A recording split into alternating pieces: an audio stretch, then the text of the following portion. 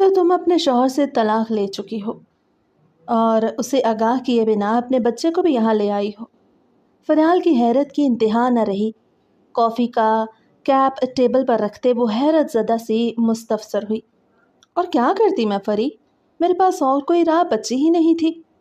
کیف کو میں خود کہہ چکی تھی کہ طلاق کے بعد منہاج کو وہ سنبھالے، لیکن میں اپنے بچے کے بغیر نہیں رہ سکتی، اسی لیے کراچی آ گئی۔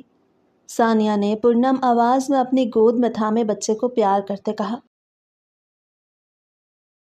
طلاق چاہیے مجھے کیف خان، میرا تمہارے ساتھ کوئی گزارا نہیں۔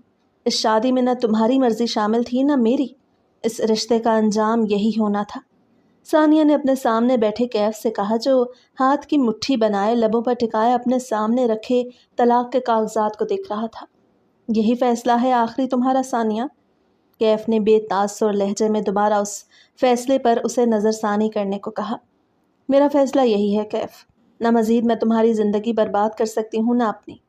ثانیہ کا لہجہ روندا ہوا تھا، لیکن اس انچاہے رشتے کا انجام تو یہی ہونا تھا۔ اور ہماری اولاد، اس کا کیا؟ کیف نے اس کی گود میں اپنے چند دن کے بیٹے کی جانب دیکھتے پوچھا۔ اسے تم سنبھال لینا۔ ثانیہ نے اپنی گود میں موجود بچے کو پیار کرتے مدھم سی زخمی مسکان لبوں پر سجائے کہا۔ پھپھو کو کیا جواب دو گی تم؟ کیف کا دل بوجھل سا ہوا تھا۔ انہیں جواب ہماری طلاق کی صورت میں مل جائے گا۔ اس شادی کے لیے انہوں نے تمہیں بھی مجبور کیا اور مجھے بھی مجبور کیا، ہماری دلی جذبات کو جاننے کے بعد بھی، یہ جاننے کے بعد بھی کہ تم مجھے پسند کرتے ہو اور نہ میں۔ میرے سارے خواب انہوں نے رون ڈالے اور تم پر بھی زبردستی مجھے مسلط کیا۔ انہیں سمجھ آ جائے گی کہ زبردستی بنائے گئے رشتے اکثر ٹوٹ جاتے ہیں۔ ہر رشتے میں لڑکا لڑکی کے درمیان انڈرسٹینڈنگ نہیں ڈیولپ ہو سکتی، ساری زندگی کے لیے رشتہ بوجھ بن جاتا ہے۔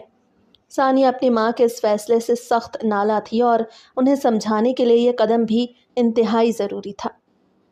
کیف نے اسبات میں سر ہلاتے کاغذات پر دستخط کر کے اس انچاہے رشتے کو ختم کیا۔ آزادی دے دی میں نے تمہیں، جاؤ اپنے خواب پورے کرو۔ کیف کا لہجہ سپاٹ تھا۔ شکریہ مجھے سمجھنے کے لیے۔ یہ بچہ شاید کبھی اس دنیا میں نہ آتا اگر اس ایک رات کے لیے ہم دونوں جذبات کی روح میں نہ بہکتے۔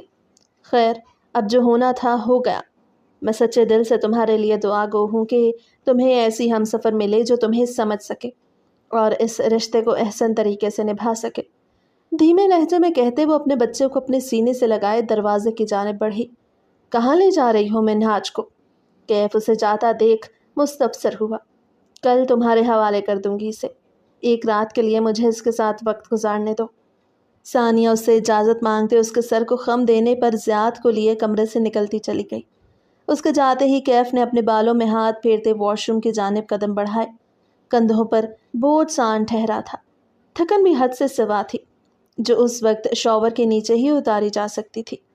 کیف خان انڈسٹریز کا مالک تھا۔ بچپن میں والدین کی طبی موت کے بعد اسے اس کی پھپھو زارا بیگم نے سنبھالا تھا، جن کے شوہر فوج میں تھے اور شہادت حاصل کرتے انہیں تنہا کر گئے تھے۔ زارا بیگم کی ایک بیٹی تھی، ثانیہ، جس کی شادی وہ زبردستی کیف سے کروا چکی تھی۔ زارا باہر ملک سے پڑھائی حاصل کرنا چاہتی تھی۔ اس کے کئی خواب تھے جو اس کی ماں آگ میں جھونک چکی تھی۔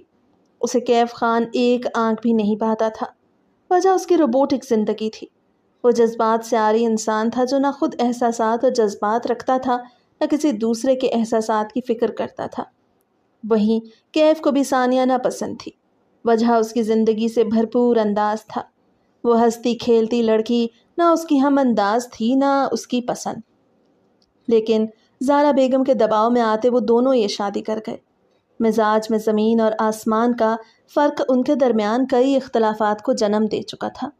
کوئی دن ایسا نہ تھا جب ان دونوں کے درمیان بحث نہ ہوتی ہو۔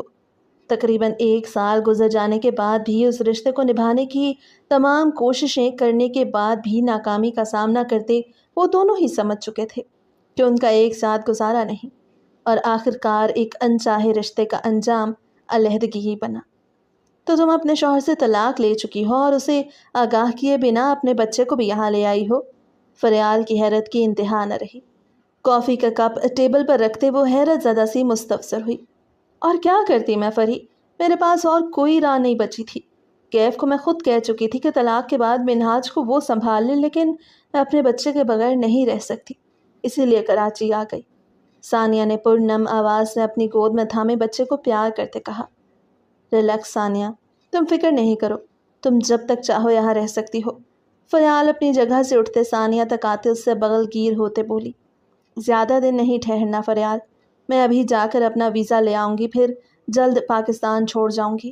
تم منہاج کا دھیان رکھنا، میں نے یہاں کراچی میں اپنے ایک جاننے والے کو ویزے کا کام دیا ہے اور وہ مکمل ہو چکا ہے۔ ثانیہ فریال سے الگ ہوتے اپنے نزدیک سوئے منہاج کے بالوں پر ہاتھ پھیرتے ہوئے بولی۔ بے فکر ہو کر جاؤ تم، میں منہاج کو سنبھال لوں گی ثانیہ، ویسے بھی یہ اتنا پیارا ہے، میری تنہائی دور ہو جائے گی۔ فریال کی نگاہوں میں بھی منہاج کو دیکھتے نرمی اور محبت سے مٹائی۔ شکریہ یار، بس میں یوں گئی اور یوں آئی۔ ثانیہ اپنی جگہ سے اٹھتے مسکراتے ہوئے بولی۔ دوستوں کو شکریہ نہیں کہا جاتا، محض حق جتایا جاتا ہے۔ فریال نے نفی میں سر ہلاتے اسے ٹوکا۔ اوکے باس، ثانیہ نے ہنستے ہوئے کہا۔ دونوں کالج کے زمانے کی دوستیں تھیں۔ فریال کے والدین نہیں تھے، وہ ایک یتیم خانے میں پلی بڑی تھی۔ پڑھائی میں تیز ہونے کی وجہ سے اسے اسلام آباد کی بہترین کالج میں اسکالرشپ ملی تھی، جہاں ثانیہ بھی زیر تعلیم تھی۔ فریال پڑھائی مکمل کرتے کراچی آ گئی، جہاں اس نے نوکری کرنا شروع کی اور جلد اپنے پیروں پر کھڑی ہو چکی تھی، جبکہ ثانیہ اسلام آباد کی ہی رہائشی تھی اور شادی کے بعد ان دونوں کا رابطہ ختم ہو چکا تھا۔ ثانیہ کیف کو کہہ تو چکی تھی کہ وہ منہاج کو اس کے حوالے کر جائے گی، لیکن خود میں حوصلہ منقود پاتے وہ منہاج کو لیے فریال کی تلاش میں کراچی آ گئی، جہاں کالج کی دوسری لڑکیوں کی مدد سے اسے فریال کا پتہ معلوم ہو گیا۔ اسٹریچر پر خون میں لت پت لیٹی ثانیہ آخری سانسیں بھر رہی تھی۔ فریال گود میں زیاد کو تھامے روتے ہوئے اس کا ہاتھ جکڑے بولی۔ میرے پاس زیادہ وقت نہیں فریال، اس سے وعدہ کرو میرے بچے کو تم سنبھالو گی، اسے کیف کے حوالے مت کرنا، نہ وہ کبھی تم تک پہنچ پائے گا۔ میرے بچے کا خیال رکھنا، اسے اپنی اولاد کی طرح پیار دینا۔ اس کے سانسوں کی ڈور میں کھچاؤ بڑھ رہا تھا، ڈور بس ٹوٹنے کو تھی اور وہ فریال کا ہاتھ تھامے اسے اپنی اولاد سونپ گئی۔ میرے بارے میں میرے گھر والوں کو مت بتانا، وعدہ کرو فریال، تاکہ میں پرسکون ہو کر اپنی آنکھیں بند کر جاؤں۔ ثانیہ کی گرفت فریال کے ہاتھ پر کمزور ہو رہی تھی۔ فریال بمشکل اپنی ہچکیاں ضبط کیے اسے دیکھتے اسبات میں سر ہلا گئی۔ یہی پل تھا جب ثانیہ نے اپنی آنکھیں بند کرتے سانسوں سے رشتہ توڑا۔ فریال اپنی دوست کی بے جان وجود سے لپٹے شدت سے رو رہی تھی۔ ثانیہ اپنے ویزے کے لیے دفتر جا رہی تھی جب ایک بھیانک حادثے کا شکار ہوتے وہ موت کے حد درجہ نزدیک پہنچ گئی۔ ہاسپٹل کے عملے نے فریال کا نمبر ثانیہ کی ڈائل لسٹ میں دیکھتے اسے آگاہ کیا۔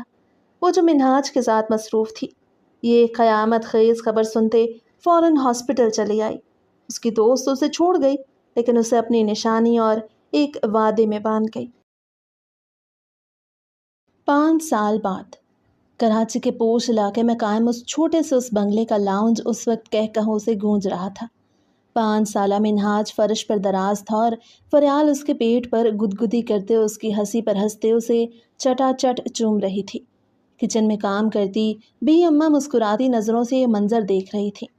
5 سال سے اس تنہائی میں ڈوبے گھر میں کہکہا اور خوشیاں رقص کرتی تھی۔ اس تنہائی کے شکار لڑکی کو ایک ساتھی مل گیا جو دھیرے دھیرے اس کے جینے کی وجہ بنتا چلا گیا۔ یک دم ڈور بیل بجتے اس حسین منظر میں خلل ڈال گئی۔ آپ کھانا بنائیں، بی اماں، میں اور منہاج دیکھتے ہیں۔ فریال بی اماں کو دروازے کی جانب بڑھتے دیکھ روک گئی۔ منہاج کو گود میں تھامے دروازے تک بڑھتے وہ دروازہ کھول گئی۔ جی بولیں، کیا کام ہے؟ منہاج اس کی گود سے اترتے بھاگنے کو تیار تھا۔ فریال اسے سنبھالنے میں مگن اپنی توجہ منہاج کی جانب ہی مرکوز کیے بولی۔ میں اپنے بیٹے کو لینے آیا ہوں۔ مقابل نے چند الفاظ کہے اور فریال کا سارا دھیان اور توجہ اپنی جانب مبذول کر گیا۔ یہ آپ کا بچہ نہیں ہے، میرا بیٹا ہے، میرا منہاج۔ فریال نے منہاج پر گرفت مضبوط کی، اسے اپنے سینے سے لگائے اپنے سامنے صوفے پر براجمان کیف کی جانب دیکھتے کہا، جس کی سفید رنگت اس وقت انتہا کی سرخ پڑتے اس کے ضبط کا پتہ دے رہی تھی۔ آنکھیں لہو رنگ تھیں۔ منہاج کو دیکھتے اس کا دل تڑپ اٹھا تھا۔ 5 سال اپنے بچے سے دور رہا تھا، اس کی تلاش میں کئی راتیں نہ سویا تھا۔ آج وہ اسے اجنبی سہمی نگاہوں سے دیکھتے ایک انجان عورت کے پہلو میں چھپ گیا تھا۔ یہ تکلیف دہ تھا۔ دیکھیے محترمہ، ثانیہ میری ایکس وائف تھی۔ طلاق کے بعد وہ میرے بچے کو لے کر یہاں آپ کے پاس آ گئی۔ مجھے ابھی چند دن پہلے ہی معلوم ہوا کہ جس عورت اور بچے کو میں ہر ملک میں ڈھونڈ چکا ہوں وہ پاکستان میں ہے، کراچی میں۔ حتیٰ کہ آپ نے ثانیہ کی موت تک سے ہمیں بے خبر رکھا۔ 5 سال میں اپنی اولاد سے دور رہا ہوں، مزید نہیں۔ بہتری اسی میں ہے آپ مجھے میرا بیٹا واپس دیں، ٹھنڈے ٹھار لہجے میں کہتے اس نے ہاتھوں کو باہم ملایا۔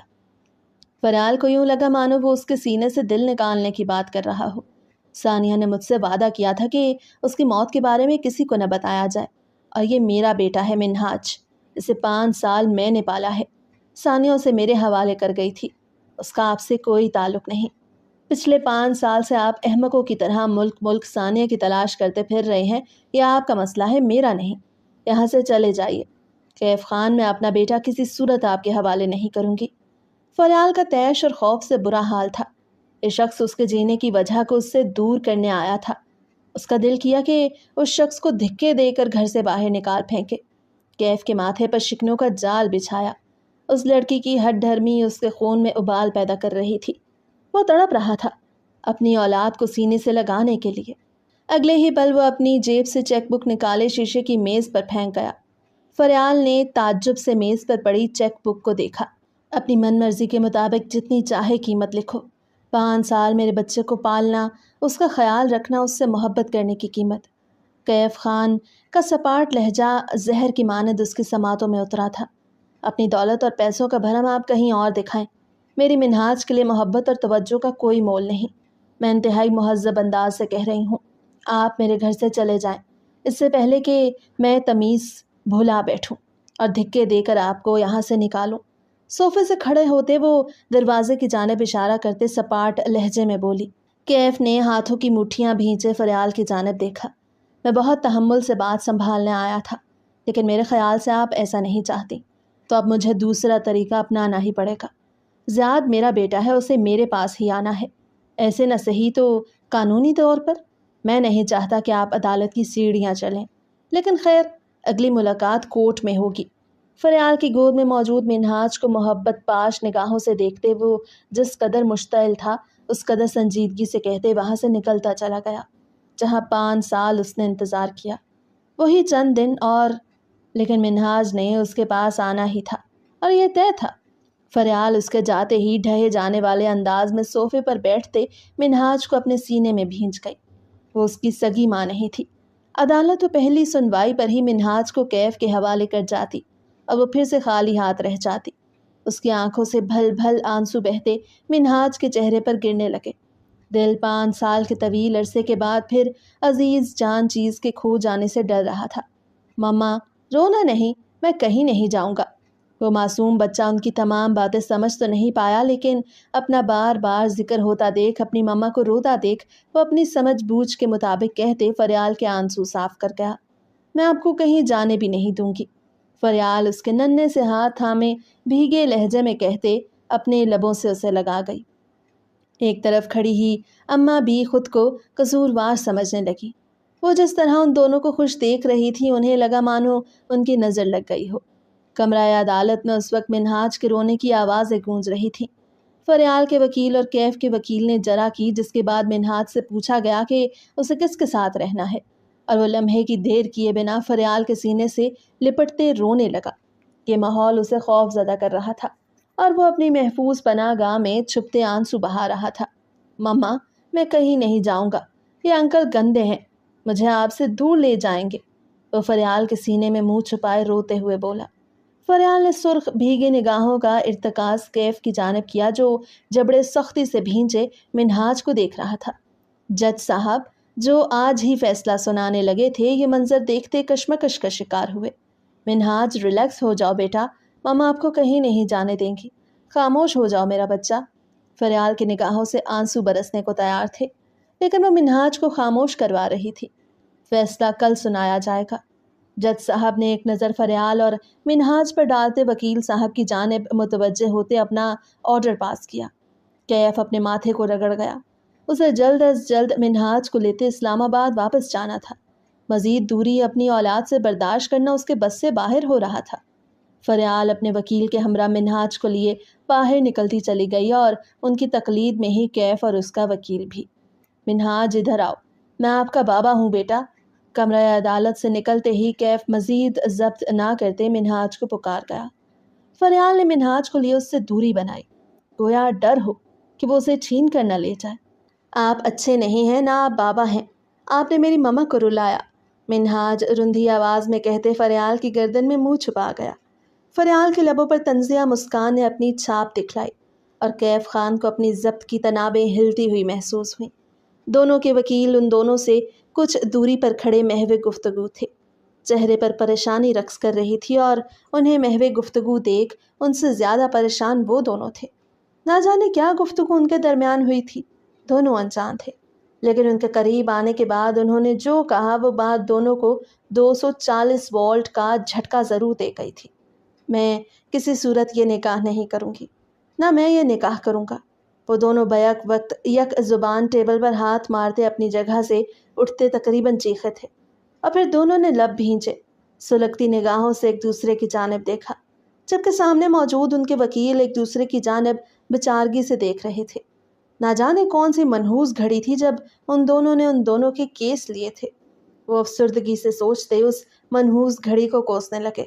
سر، میڈم، پلیز آپ دونوں تحمل سے بیٹھ جائیں، اس قدر مشتعل ہونے سے بات بگڑ جائے گی، وکیل صاحب نے دونوں کو مخاطب کیا۔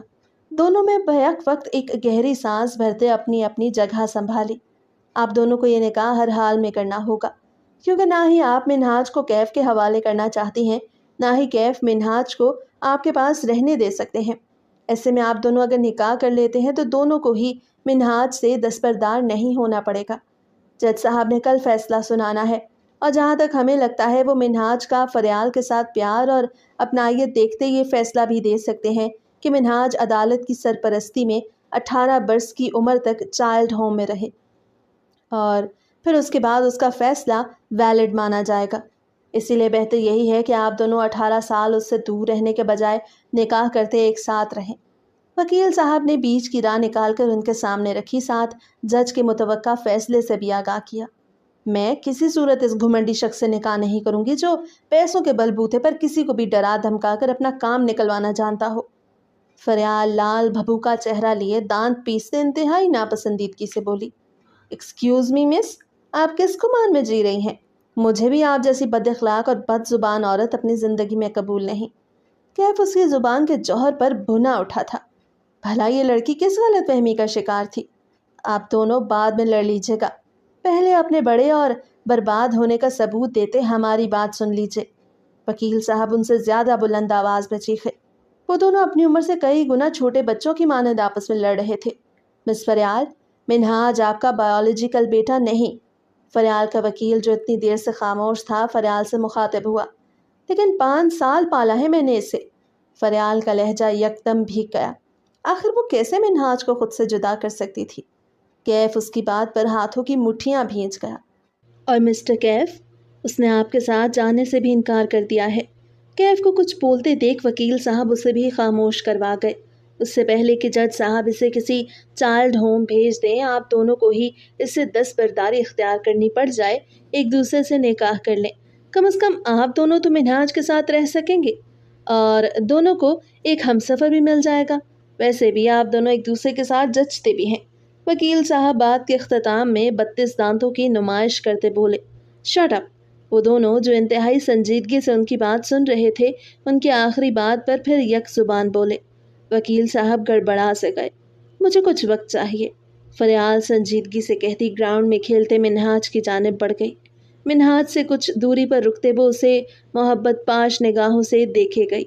بے شک خون کا رشتہ نہیں تھا، لیکن اسے وہ عزیز تھا۔ اس نے اپنے بچے کی طرح اسے پالا تھا، اس کی ہر چیز کا خیال رکھا تھا، اپنی ساری محبت اس پر لٹائی تھی۔ وہ یوں اس سے دستبردار نہیں ہو سکتی تھی۔ اس کی آنکھوں میں منہاج کی جدائی کا سوچتے ہی بھر آئیں۔ مجھے میرا بیٹا ہر حال میں چاہیے، چاہے پھر مجھے تم سے شادی ہی کیوں نہ کرنی پڑے۔ اپنے انتہائی نزدیک سے ابھرتی مردانہ سخت آواز نے اسے رخ موڑنے پر مجبور کیا۔ فریال نے اپنے برابر میں کھڑے کیف کی جانب دیکھا، جو سیاہ پینٹ کوٹ میں ملبوس، پینٹ کی جیب میں ہاتھ ڈالے محبت اور نرمی سے منہاج کی جانب دیکھ رہا تھا۔ 5 سال کے طویل انتظار کے بعد اسے اس کا بچہ ملا۔ وہ اسے پانے کے لیے کچھ بھی کر گزرتا۔ یہ تو محض نکاح تھا۔ تم چاہو تو میں تمہیں دگنی قیمت ادا کر سکتا ہوں۔ کیف نے اپنی نگاہوں کا زاویہ منہاج سے ہٹاتے فریال کی جانب مرکوز کیا، جو اسے ہی دیکھ رہی تھی۔ ہر چیز کی قیمت نہیں لگائی جاتی کیف صاحب۔ منہاج کو 5 سال میں نے پالا ہے، اس سے بے انتہا محبت کی، اتنی کہ شاید ہی کسی سگی ماں نے بھی اپنی اولاد سے کی ہوگی۔ اس سے دستبردار ہونا میرے بس میں نہیں۔ 5 سال آپ اس سے غافل رہے اور یکدم آپ کو آپ کا بیٹا یاد آ گیا، بھیگی آواز میں کہتے آخر میں اس کا لہجہ استہزائیہ ہوا۔ اس نے طنز کا تیر پھینکا جو سیدھا کیف کے دل پر لگا۔ نہ تم مجھ سے دوری چاہتی ہو نہ میں، جو راہ نکالی ہے اس پر ہی چلنا پڑے گا۔ فکر نہیں کرو، میرا اس رشتے سے بھروسہ اٹھ گیا ہے۔ محض تم منہاج کی ماں بن کر رہنا، میری بیوی بننے کی ضرورت نہیں۔ ایک لائف ٹائم معاہدہ سمجھ لو اسے۔ کیف اس کے طنز کو نظر انداز کیے صلح جو انداز میں گویا ہوا۔ فریال کے گلے میں گلٹی ابھر کر معدوم ہوئی۔ میں نے کسی سے وعدہ کیا تھا کہ اگر اس کی نہیں ہوئی تو کبھی کسی اور کی زوجیت میں نہیں جاؤں گی، ساری زندگی تنہا گزار دوں گی۔ اس راہ پر چلتے میں وعدہ خلاف بن جاؤں گی۔ فریال کی نگاہوں میں تکلیف کی ایک تیز لہر اٹھتے خاموش ہوئی۔ کیف نے اس کی بات ہوا میں اڑائی۔ بھلا اسے کیا دلچسپی تھی اس لڑکی کے وعدے میں؟ اسے غرض تھی تو صرف منہاج سے، لیکن منہاج کے لیے میں وعدہ خلاف بننے کو تیار ہوں۔ آخر اس نے تو مجھے زندگی جینا سکھائی ہے، میں تو کب کی ختم ہو جاتی اگر یہ میری زندگی میں نہ آتا۔ فٹ بال کھیلتے منہاج کو دیکھتے وہ مسکراتے ہوئے گویا ہوئی۔ ٹھیک ہے مسٹر کیف، میں لائف ٹائم معاہدے کے لیے تیار ہوں۔ آپ کو نہ مجھ میں دلچسپی ہے نہ اس رشتے میں، اور ایسا ہی کچھ میری طرف سے ہے۔ منہاج کے لیے میں یہ نکاح کرنے کو تیار ہوں، لیکن مجھے آپ سے ایک پھوٹی کوڑی بھی نہیں چاہیے۔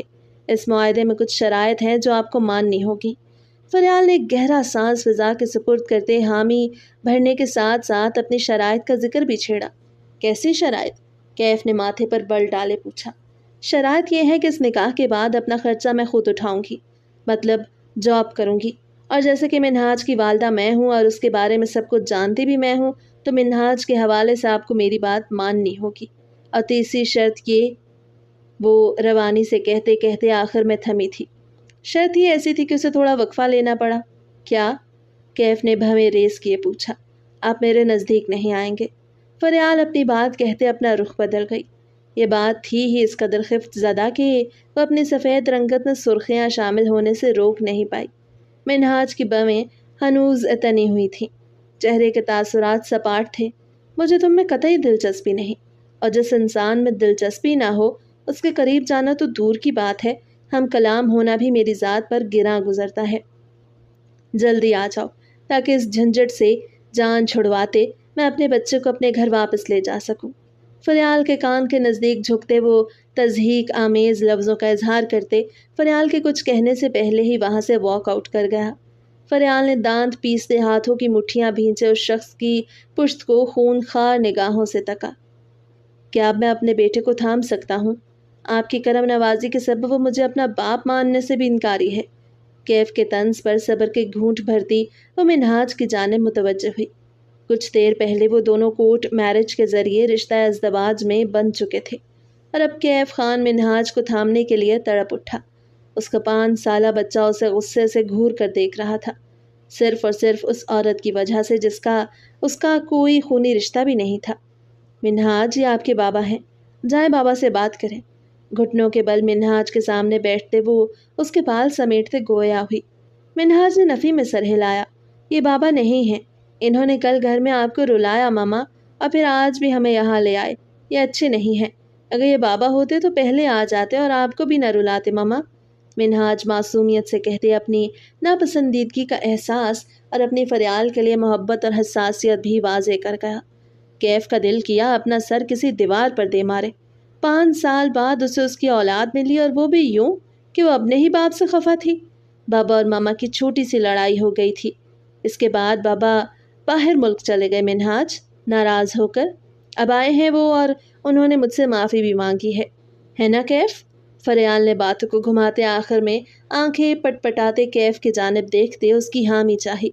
کیف اسے سرے سے نظر انداز کرتے خود بھی گھٹنوں کے بل منہاج کے سامنے بیٹھا۔ بابا آپ کی ماما کو رلانے پر شرمندہ ہیں، اور معافی چاہتے ہیں بیٹا۔ اتنے سال آپ سے دور رہنے پر بھی حد درجہ ندامت میں مبتلا ہیں۔ بہت مس کیا ہے بابا نے آپ کو۔ بابا کو معاف کر دے منہاج۔ کیف کا لہجہ بھر آیا۔ منہاج نے ایک نظر اپنی ماں کی طرف دیکھا۔ فریال کیف کے جذبات اس کی کیفیت کو سمجھتے اسبات میں سر ہلا گئی۔ منہاج مسکراتے ہوئے کیف کے سینے سے لگا۔ اب آپ واپس آ گئے ہیں نا بابا؟ اب آپ مجھے ڈھیر سارے کھلونے بھی دلانا اور آئس کریم بھی۔ ماما مجھے آئس کریم نہیں دیتی، آپ مجھے دلائیں گے نا آئس کریم؟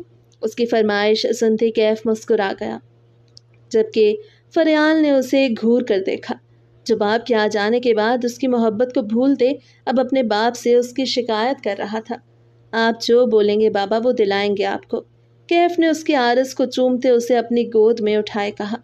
منہاج خوش ہوتے تالیاں بجانے لگا اور فریال اسے خوش دیکھ خود بھی مسکرا دی۔ اب اسے اطمینان تھا کہ اس کا بچہ اس کے پاس ہے، اسے اب منہاج سے کوئی علیحدہ نہیں کر سکتا۔ چھوٹا سا یہ قافلہ جہاں دو وجود ایک دوسرے سے سر سے انجان ایک رشتے میں بندھے اپنے ساتھ اپنے جینے کی وجہ کو لیے نئے سفر پر گامزن ہوئے تھے۔ فریال لب چباتے اس انجان شہر میں موجود اس عالی شان محل نما گھر میں قدم رکھ چکی تھی۔ اس کے پہلو میں کھڑا کیف خان گود میں منہاج کو تھاما ہوا تھا۔ تمام راستہ اس نے منہاج کو ایک پل کے لیے بھی خود سے دور نہ کیا، اور فریال اس کے وجود کا آدھا خون جل جل کر خشک ہو چکا تھا۔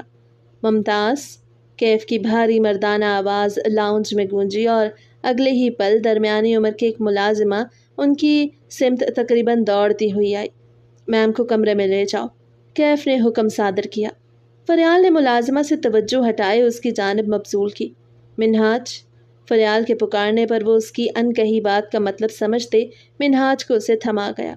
صاحب جی، گیسٹ روم میں ٹھہرانا ہے مہمانوں کو۔ ملازمہ جو کیف کی کاربن کاپی منہاج کو دیکھتے الجھ چکی تھی، سوالیہ گو ہوئی۔ نہیں، میرے کمرے میں لے جائیں انہیں، اور یہ مہمان نہیں، میرا بیٹا اور بیوی ہیں۔ کیف نے موبائل جیب سے نکالتے مصروف انداز میں ایک دھماکہ خیز انکشاف کیا۔ فریال اس کی بات پر لب باہم ملا گئی۔ اس نے کس قدر استحقاق سے اسے اپنی بیوی کہا۔ دل یکدم شور مچاتے گہری خاموشی ساتھ گیا۔ اپنے کمرے سے باہر نکلتی زارا بیگم کیف کے لفظوں پر پتھر کا بت بنی تھی۔ ان کی نگاہیں سیاہ سادے سے لباس میں ملبوس فریال سے ہوتے اس کی گود میں موجود منہاج پر مرکوز ہوئیں جو ہو بہو کیف خان تھا۔ کیف، کیا ہے یہ سب؟ کون ہے یہ؟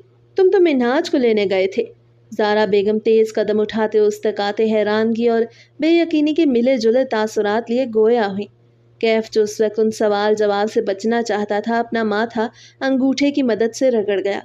یہ اس کی عادت تھی، وہ جب بھی کسی پریشانی کسی کشمکش میں مبتلا ہوتا یوں ہی اپنا ماتھا رگڑتا۔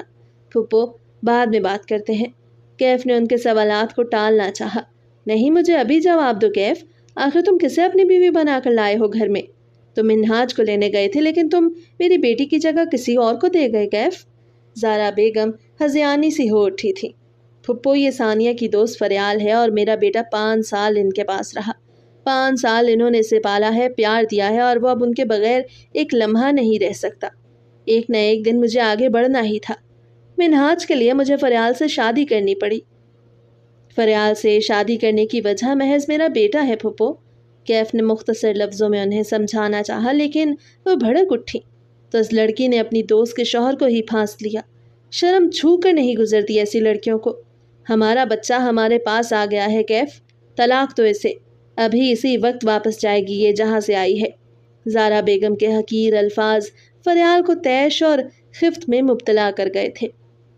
اس سے قبل وہ زارا بیگم کو جواب دیتی کیف بول اٹھا۔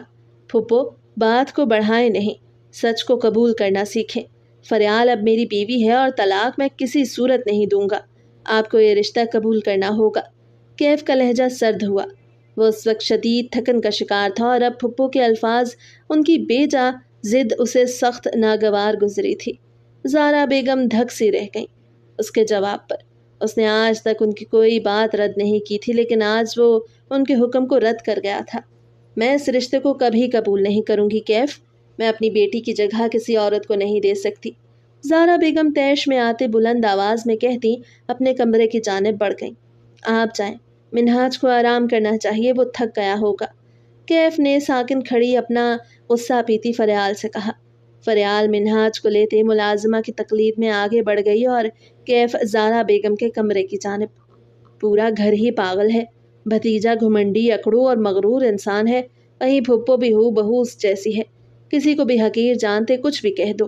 منہاج آپ کی ماما آج تو بہت برداشت کر گئی ہیں، اب نہیں کریں گی۔ اس عالی شان ہر آسائش سے آراستہ کمرے میں منہاج کو بیڈ پر بٹھاتے وہ جلدی کڑتی بولی۔ زارا بیگم کے الفاظ اسے مشتعل کر گئے تھے، وہیں سفر کی تھکن اسے ہلکان کر گئی تھی۔ گزشتہ 2 دن اس کے لیے ایک رولر کوسٹر کی مانند تھے۔ پرسکون زندگی میں زلزلہ سا آ گیا، سب تتر بتر ہو گیا۔ کل تک وہ فریال گوہر کے نام سے جانی جاتی تھی اور اب وہ فریال کیف ملک کے نام سے جانی جائے گی۔ صرف ایک ننھے سے وجود کی خاطر وہ ایک ایسے رشتے کو قبول کر گئی جس کی نہ کوئی حیثیت تھی نہ کوئی اہمیت۔ مجھے شاور لے لینا چاہیے۔ اپنی پچھلی گردن پر ہاتھ پھیرتے ساری سوچیں جھٹکتے خود کلام ہوئی۔ ایک نظر منہاج کو دیکھا جو نیند میں اونگ رہا تھا۔ فریال اس کے نزدیک آتے اسے بیڈ پر لٹاتے اس پر کمفرٹر ڈال گئی۔ وہ تھک گیا تھا، اسی سبب مسکراتے ہوئے اپنی ماں کی جانب دیکھتے اپنی آنکھیں بند کر گیا۔ فریال اس کے ماتھے پر لب رکھتے واش روم کی جانب بڑھ گئی۔ وہ موبائل میں مصروف اپنے کمرے میں داخل ہوا۔ زارا بیگم کو اس نے لاکھ منانے کی کوشش کی لیکن ان کی ضد جوں کی توں تھی۔ وہ فریال کو قبول کرنے کو ہرگز تیار نہ تھی۔ آخر کار وہ تھک ہار کر اپنے کمرے میں آ گیا۔ بیڈ پر منہاج کو سوتا دیکھ وہ مسکرا گیا۔ چند گھنٹوں کے سفر میں وہ منہاج کے ساتھ ایک اچھی بانڈنگ بنا گیا تھا۔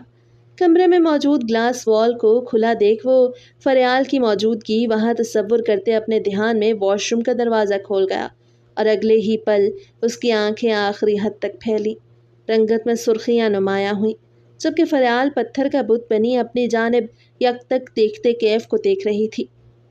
وہ اس وقت سفید ٹاول کو اپنے تن پر لپیٹے جو اس کے سینے سے شروع ہوتا گھٹنوں تک تھا، بھیگے بال لیے اس کے سامنے بت بنی کھڑی تھی۔ کیف کی حیرت سے پھیلی نگاہیں اس کے دودھیا پنڈلیوں سے سفر کرتی بے باکی کا مظاہرہ کرتی اس کی رعنائیوں سے ہوتی ہوئی اس کے چہرے پر آ ٹھہری۔ اس کا سفید چہرہ اس وقت انار کے دانے کی مانند سرخ ہو رہا تھا، بھیگے بال سراہی دار گردن سے چپکے ہوئے تھے، غزالی آنکھوں کی بھوری پتلیاں ساکت سی تھیں، چھوٹی سی ناک اور گلابی لب جن پر پانی کی بوندیں شبنم کی مانند چمک رہی تھیں۔ سالوں سے ساکت پڑا دل یکدم تیز دھڑکا اور پھر دھڑکنیں یوں سر پر دوڑی کہ کیف کو دل اپنے سینے سے نکلتا محسوس ہوا، گلے میں گلٹی ابھر کر معدوم ہوئی۔ اس قدر حلال حسن کو دیکھتے اسے اپنے برسوں سے سوئے جذبات انگڑائی لیتے بیدار ہوتے محسوس ہوئے۔ فریال کو اپنا وجود اس کی نگاہوں سے پگھلتا ہوا محسوس ہوا۔ یہ شخص جس بے باکی سے اسے دیکھ رہا تھا اسے اپنے کانوں سے دھواں نکلتا محسوس ہو رہا تھا۔ مما، بابا، کمرے میں گونجتی منہاج کی آواز ان دونوں کو ہوش کی دنیا میں لائی۔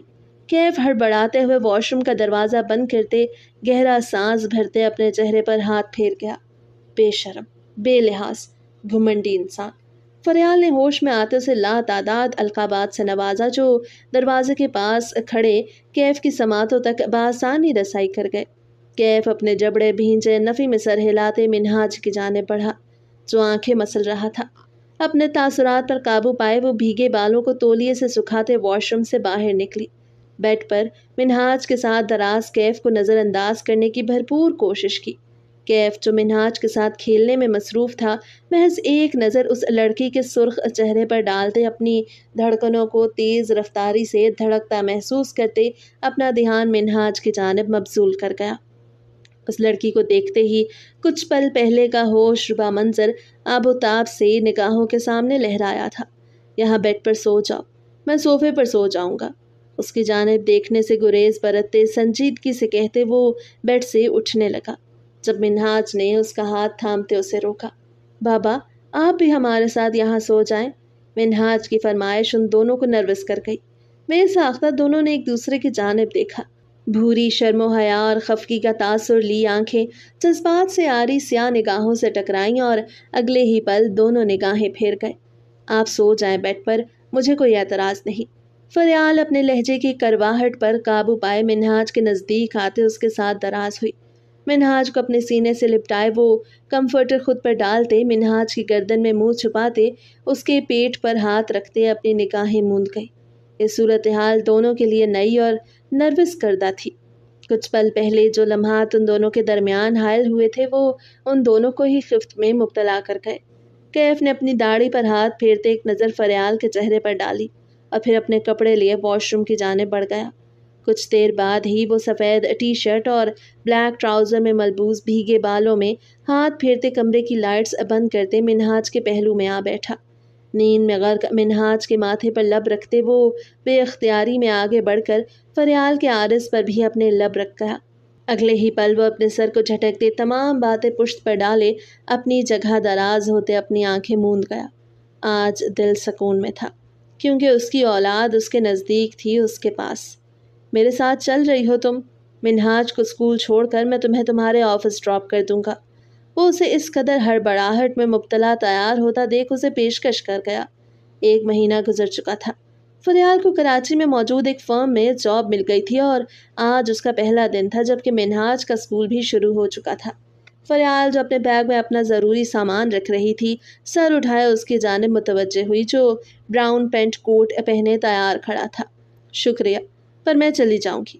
اس 1 مہینے میں منہاج کے سبب ان دونوں کے درمیان قربت کے اتنے لمحات قید ہوئے تھے کہ وہ اس شخص سے اب خوف کھانے لگی تھی، یا اپنے دل کی بدلتی حالت سے۔ وہ اس شخص کی جانب مائل ہوتی چلی جا رہی تھی۔ لاکھ دل پر پہرے بٹھائے تھے لیکن دل انہیں بھی توڑنے پر بضد تھا۔ وہ اپنے جذباتوں سے منہ پھیرتے اس شخص سے دوری بنانے کی ہر ممکنہ کوشش کرتی تھی، لیکن کئی بار کوششیں ناکام ٹھہرتی تھیں۔ تو دوسری جانب کیف بھی اپنے آپ کو بدلتا محسوس کر رہا تھا۔ اس لڑکی کی حاضر جوابی، اس کا نڈر انداز اسے بھا رہا تھا، تو وہیں اس کا کترانا اسے اس رشتے کو استوار نہ کرتے دیکھ وہ سخت ناگواری اور الجھن میں ڈوبا تھا۔ جب جب یہ لڑکی اس سے دوری بناتی وہ گیلی لکڑی کی مانند سلگ جاتا۔ میں نے پوچھا نہیں ہے، بتایا ہے کہ میں تمہیں ڈراپ کر دوں گا، چلو۔ کیف کو اس کا انکار ایک آنکھ نہ بھایا۔ سرد لہجے میں کہتے وہ منہاج کا ہاتھ تھامے اسے لیے کمرے سے واک آؤٹ کر گیا۔ فریال نے لب چباتے اپنا پرس کندھے پر ڈالتے کمرے سے باہر کی راہ لی۔ کیا یہی تمہارا آفس ہے؟ ایک شاندار بلڈنگ کے سامنے گاڑی روکتے کیف نے پیسنجر سیٹ پر بیٹھی فریال سے پوچھا۔ جی، فریال گاڑی میں موجود تنہائی سے بھاگتی تیزی سے کہتی گاڑی سے اتری۔ اس شخص کے ساتھ کچھ پل بھی تنہا رہنا اسے حد درجہ نروس کر جاتا تھا۔ آپ کہاں جا رہے ہیں؟ فریال کیف کو گاڑی سے اترتے آفس کی سمت قدم بڑھاتا دیکھ حیرانگی سے بولی۔ 1 منٹ، کہیں میری جاب تو ختم نہیں کروانا چاہتا یہ؟ اسے نہ رکتا دیکھ وہ ہڑبڑائی۔ اگلے ہی پل قدموں میں تیزی لائے وہ اس کی جانب بڑھی۔ جو اس کی پکار پر کان نہ دھرے بلڈنگ میں داخل ہوتے لفٹ میں جا کھڑا ہوا تھا۔ فریال اس سے قبل لفٹ کی جانب بڑھتی لفٹ کا دروازہ بند ہوتے اسے مزید پریشان کر گیا۔ یا اللہ، آخر یہ شخص کس مٹی سے بنا ہے؟ فریال دانت پیستے ہوئے کہتی دوسری لفٹ میں سوار ہوئی۔ اپنے مطلوبہ فلور پر آتے وہ اپنے باس کے کیبن کی جانب بڑھی۔ میں آئی کم ان سر؟ کیبن میں داخل ہوتے وہ لبوں پر کھسیانی سی مسکان سجائے بولی، اور اس مسکان کے پیچھے کی وجہ اس کے باس کے برابر میں موجود کیف خان تھا، جو ہاتھ کی مٹھی بنائے لبوں پر رکھے اس کی جانب ہی دیکھ رہا تھا۔ مس فریال، آپ اندر آ چکے ہیں، سرفراز نے ہلکا سا مسکراتے کہا۔ سوری سر، فریال شرمندہ سی ہوتی معذرت کر گئی۔ اٹس اوکے مس فریال، آج آپ کی جاب کا پہلا دن ہے، آئی ہوپ سو آپ یہاں پر کمفرٹیبل ہو کر کام کریں گی، سرفراز سنجیدگی سے گویا ہوا۔ فریال اس بات میں سر ہلا گئی۔ سارا دھیان اور حساسیت تو اس کی کیف کی جانب مبذول تھی، جو خاموشی سے اس پر نظریں جمائے بیٹھا تھا۔ کیف، یہ میری سیکٹری ہیں، ہمارا نیا پروجیکٹ یہ ایاز کے ساتھ سنبھالیں گی، اور فریال یہ میرے بزنس پارٹنر کیف خان ہیں۔ سرفراز نے ان دونوں کا تعارف کیا، لیکن فریال کی حسیات یکدم ایک نام نے اپنی جانب کھینچی تھی۔ ایاز؟ نہ جانے کتنے ماضی کے لمحات اسے یاد آتے چلے گئے۔ ایاز کو اندر بھیجو۔ انٹرکام سے ایاز کو بلاتے وہ فریال کی جانب متوجہ ہوا۔ وہ بہت کچھ کہہ رہا تھا اور فریال غائب دماغی سے اسے سن رہی تھی۔ یکدم کوئی دروازہ کھولے اندر داخل ہوا۔ فریال نے نگاہیں پھیرتے آنے والے کی جانب دیکھا اور اسے دیکھتے ہی اس کی رنگت متغیر ہو گئی۔ ایاز بھی فریال کو دیکھتے چونکا اور پھر مسکرا گیا۔ ایاز، یہ فریال ہیں، آج سے آپ کے ساتھ پروجیکٹ سنبھالیں گی۔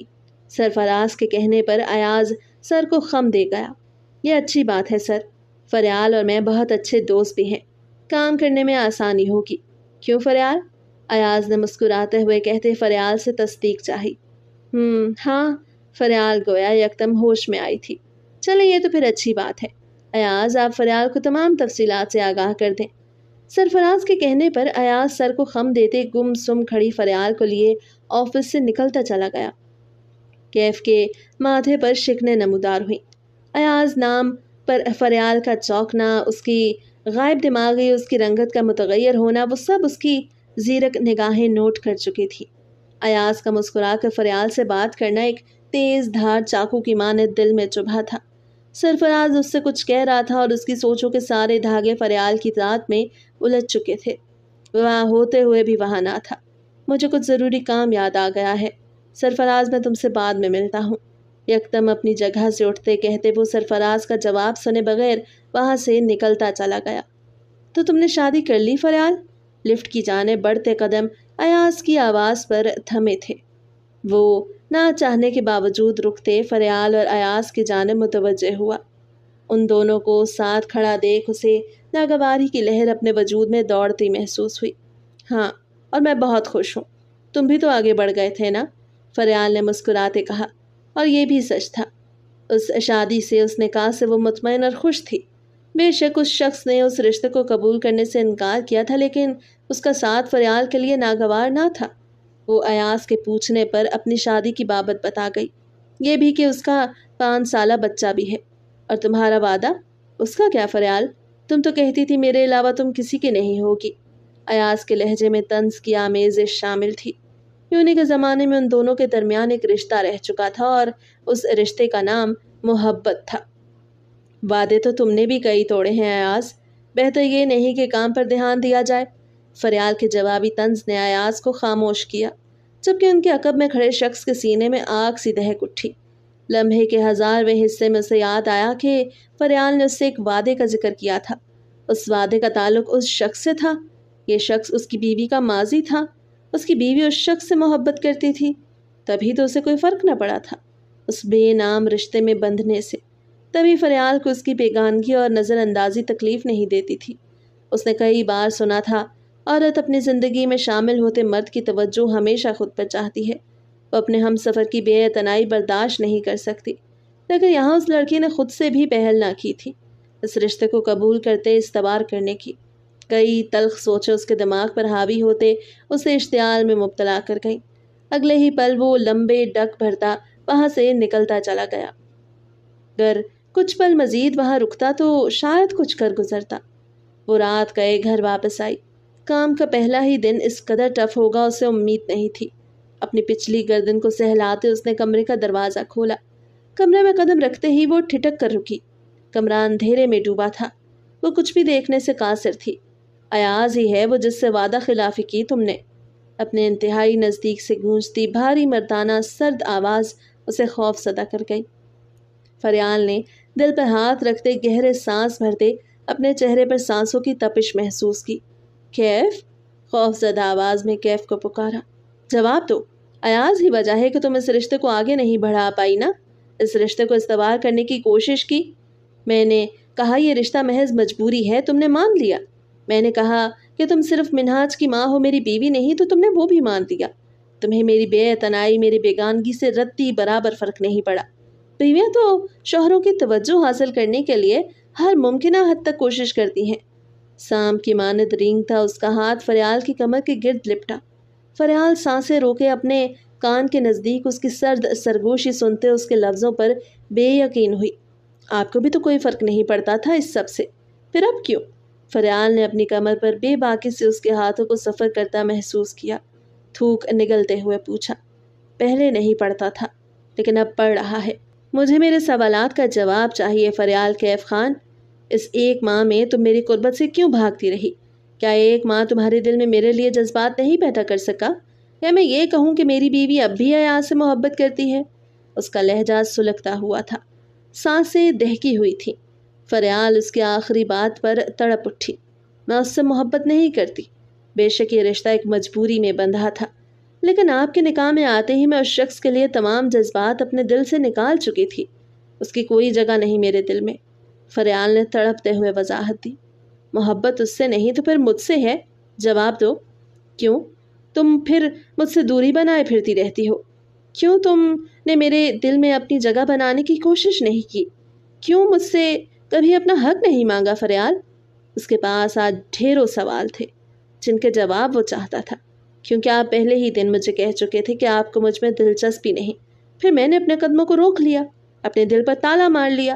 آپ کی طرف لاکھ مائل ہونے کے بعد بھی خود کو بار بار باور کروایا کہ میری کوئی حیثیت نہیں آپ کی زندگی میں۔ آپ نے صرف منہاج کے لیے مجھے اپنایا تھا۔ فریال کی آواز میں نمی تھی۔ کیف کی گرفت اس کی کمر پر سخت سے سخت تر ہوتی چلی جا رہی تھی۔ وہ اسے خود میں بھینچے اپنی سلگتی سانسوں سے جھلسا دینے کا ارادہ رکھتا تھا۔ اور اگر میں کہوں کہ میں بھی تمہاری جانب مائل ہوتے تمہاری طرف سے پیش قدمی کا انتظار کر رہا تھا، پھر؟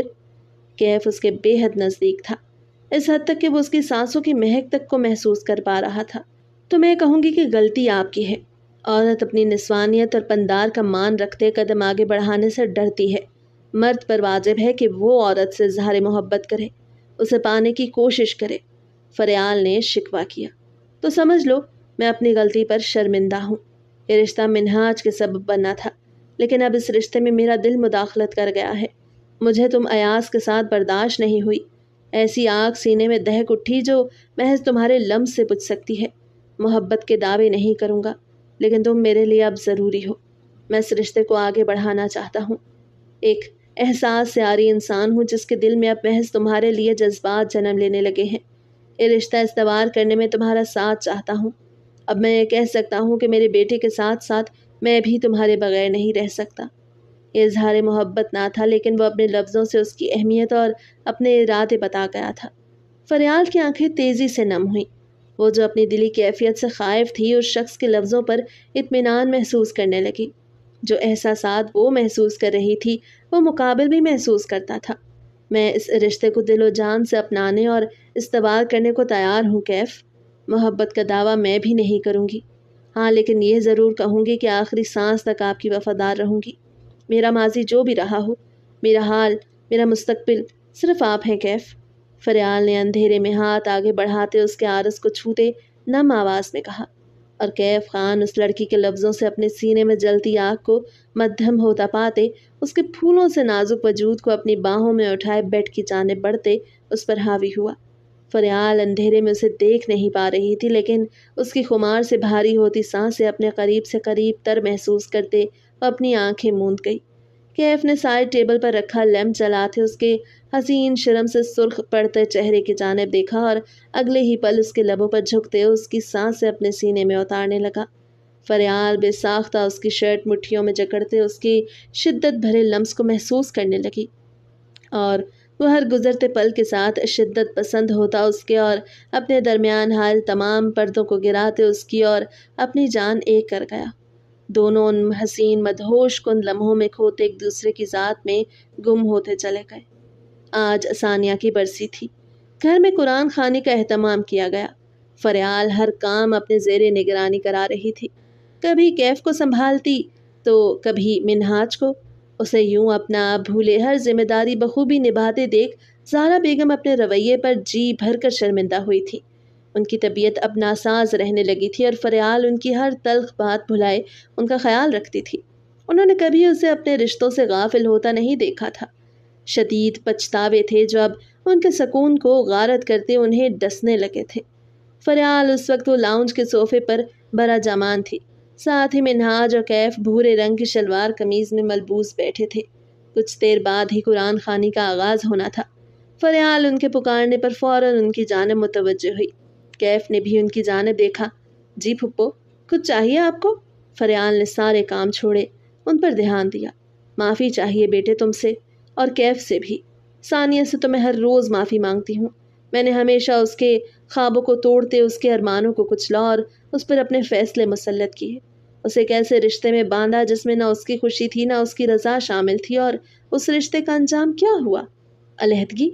میری بچی مجھ سے خفا ہونے کے ساتھ ساتھ مجھ سے اس قدر دور چلی گئی کہ میں اس سے معافی بھی نہیں مانگ پائی۔ ہم والدین کو اپنے بچوں پر فیصلے مسلط کرتے وقت ان کی رضا اور خوشی بھی جان لینی چاہیے، لیکن ہم ایسا نہیں کرتے، اور پھر ایسے کئی رشتے یوں ہی ٹوٹ جاتے ہیں۔ زہرا بیگم کی آنکھیں نم اور لہجہ روندھا ہوا تھا۔ کیف کے ساتھ بھی میں نے زبردستی کی، اپنے احسان جتاتے اسے اس رشتے کے لیے مجبور کیا، میں یہ جاننے کے باوجود بھی کہ ان دونوں کے درمیان ہم آہنگی نہیں، اور پھر تمہارے لیے تضحیک آمیز لفظوں کا چناؤ کیا۔ کیف کی غیر موجودگی میں نہ جانے کتنی بار تمہیں ذلیل کیا، لیکن تم نے اف نہ کہا۔ معاف کر دو مجھے بیٹا۔ زہرا بیگم کی آخری بات پر کیف حیران ہوا۔ فریال نے کبھی اس بات کا ذکر اس سے نہیں کیا تھا۔ پھپھو، آپ بڑی ہیں ہم سے، آپ کو اپنی غلطیوں کا احساس ہے تو یہی کافی ہے۔ اب یوں معافی مانگ کر شرمندہ نہ کریں اور رونا بھی بند کریں۔ اگر طبیعت خراب ہوئی تو سارا دیسی کھانا بند کر دوں گی میں۔ فریال ان کے نزدیک بیٹھتے ان کے آنسو صاف کرتے، ملائمیت سے کہتے، آخر میں انہیں ڈپٹ گئی۔ زہرا بیگم ہنس پڑی۔ ثانیہ چلی گئی، لیکن تمہارے روپ میں مجھے ایک اور بیٹی دے گئی۔ فریال کو اپنے سینے سے لگائے وہ نرمی سے بولی۔ فریال مسکرا دی۔ ہر چیز کو صحیح ہونے میں ایک وقت، ایک مدت درکار ہے، اس وقت کے بعد چیزیں اپنی جگہ بنا لیتی ہیں۔ فریال نے کیف کی جانب دیکھا جو محبت پاش نگاہوں سے اس کی جانب دیکھ رہا تھا۔ رب نے اس سے کچھ چھینا تھا تو اس کی توقع سے زیادہ اسے عطا بھی کیا تھا، جبکہ کیف خان آج سرشار سا تھا۔ ضروری نہیں ہر رشتے کا انجام خوش کن ہی ہو، کچھ رشتے ٹوٹ جاتے ہیں، جیسے اس کا اور ثانیہ کا رشتہ، اور کچھ رشتے مضبوط سے مضبوط تر ہوتے چلے جاتے ہیں، جیسے فریال اور اس کا رشتہ۔